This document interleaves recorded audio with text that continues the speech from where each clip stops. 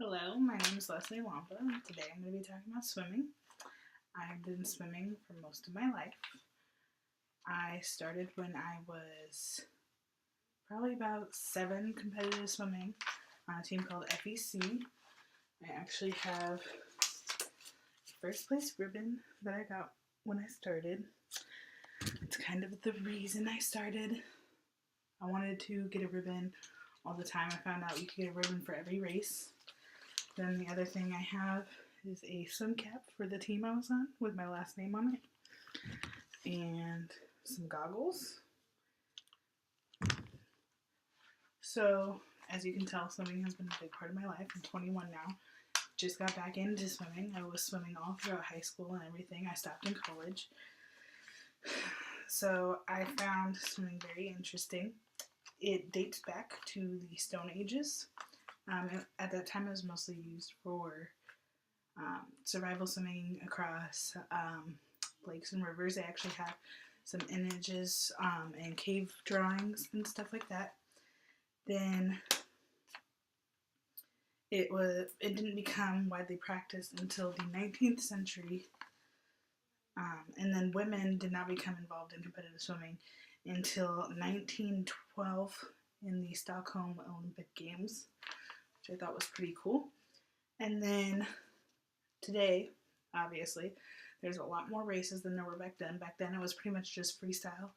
Now they have freestyle, backstroke, breaststroke, butterfly, individual medley. They have the 50 yard, the 100 yard, the 200 yard. They have a lot. So I just kind of got a rough estimate for some of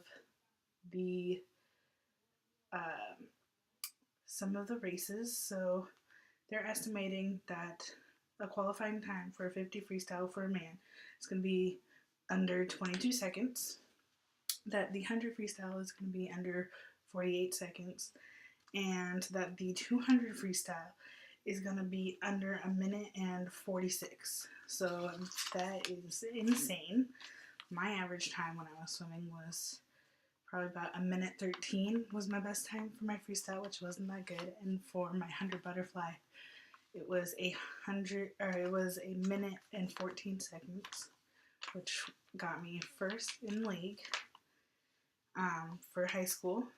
Then there is a lot to go into swimming other than just the fact that it's fun and you get a ribbon every time. But there are also extreme health benefits to it. It's actually better than running when it comes to impact and stress on your joints. That's why a lot of older people partake in swimming. You don't even realize that you're sweating. So even though you're getting that cardiovascular work done and you're sweating, you don't feel that extra work. Then it also will help sculpt and tone muscles, and it will eliminate body weight. And it's a good outlet for mental stress. So I actually saw that firsthand, because every time I was on swim team, my grades got better than when I wasn't doing swim, because I was able to relieve all that stress mentally. Just get in the water, do some laps, kind of like what people do with running. They just go for a jog. You space out. You get that kind of similar to a runner's high. You get a swimmer's high. And it's just awesome. And I got my facts from Olympics.org, Better Health Benefits, and the other part of the Olympics page where it talked about trial times for the 2020 trials. And then, so to include all this, it's good for your health. It is a great outlet for stress. There's some fun facts about the history of swimming, how it became a thing, how it was used for survival and then turned into a competitive sport, and how it's really taken off today with people like Michael Phelps and all of them. I use Michael Phelps as an example because that's one everybody knows, but there's plenty of other fast swimmers out there, and it just means a lot to me, and I hope that you enjoyed it. Thanks.